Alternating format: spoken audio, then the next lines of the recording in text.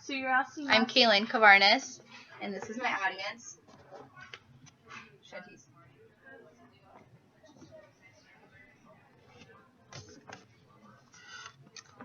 And I'll be talking about sex trafficking in North Dakota.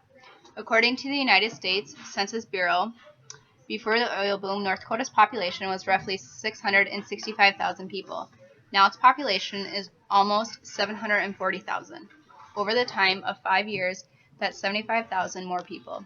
The labor force has quadrupled, and with more population comes more crime. A documentary called Trafficked that was done in January 4th, 2015, states that the crime rate in Williston alone rose to 120%. As stated in the Department of Homeland Security, human trafficking is a modern-day form of slavery involving the illegal trade of people for exploitation or commercial gain. 4.5 million people are forced victims of human trafficking every year. According to federal law, a victim, any adult who is coerced or forced into engaging in prostitution through the use of violence, threats, or lies or other tactics. And anyone under the age of 18 who is involved in commercial sex trafficking is also considered a victim, regardless of whether force, fraud, or coercion are involved. Today I'm going to inform about human sex trafficking becoming more prominent in North Dakota, what's being done about it, and one survivor story. First off, there has always been a small trail of sex trafficking in some parts of North Dakota. It's not that it has all just happened with the oil boom, but it has consistently grown in the number of cases and the extent it has reached. The cases were very slim until 2011, and that's when it really hit. As stated in the Traffic documentary, in 2011, there were 11 cases in that 1 year. In Dickinson, over a 48-hour period, 11 men went online to arrange commercial sex of 14-year-olds. Business Insider provided that on a record night, there were 13 arrests, all related to sex trafficking in Minot, North Dakota. Polaris, a national anti-trafficking organization, does the math. A trafficker who has a stable of 3 women with a quota of $500 a night, 7 days a week, could earn more than $500,000 tax-free money in 1 year. A quota of 5 customers a night means 1,825 forced sexual encounters a year for the woman being sold. Now federal and local authorities are working together to press the issue. The FBI, county, state, local authority have teamed up for training on the issue.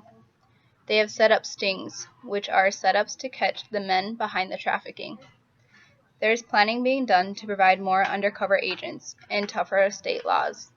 Legislation is changing the statute in saying that if you are a victim of human trafficking, meaning victim as being coerced, forced, or threatened to participate in any way, you will not face prosecution. Once all these cases have come out, North Dakota realized they didn't have anybody that was there to specialize in this area for the women to talk to, and they had nowhere for these ladies to go and to be safe from their pimp. If you go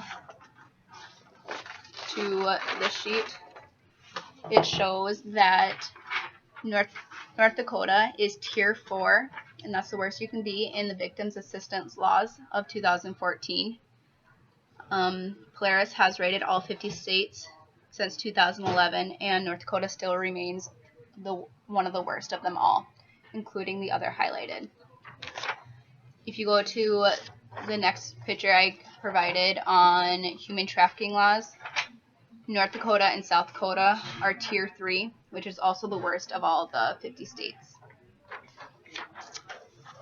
And if you go to the last handout I have about North Dakota prostitution arrest, in 2012, one of the biggest ones was Watford City with 13 arrests, and 2013 that has definitely grown, and in Minot would be the most with 21 arrests.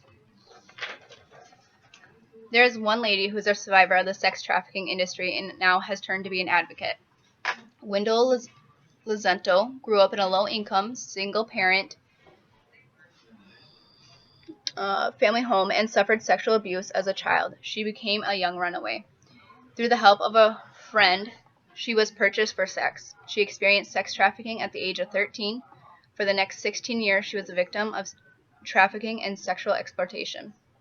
Years later, Wendell volunteered to lead a mentoring group for at-risk girls in her community. Wendy found that many girls needed help processing and healing from similar experiences. Seeing the need for resources and awareness, Wendy's work as a victim advocate began. Wendy spent endless hours in training on outreach, volunteering, growing, learning, and healing in order to step out in the voice of those who have no voice. She is now considered an expert in the movement to fight sex trafficking and exploitation. She uses her voice to speak boldly about the myths and the facts. She runs the forhernd.org. It is a nonprofit organization. So in conclusion, the small town of North Dakota are not so small anymore, and there is planning being done at all levels to control this matter. I highly suggest that you guys go to Google and search human trafficking in North Dakota, and definitely watch the documentary Trafficked. You might be surprised how much there really is out there. Thank you. Here's my audience one more time.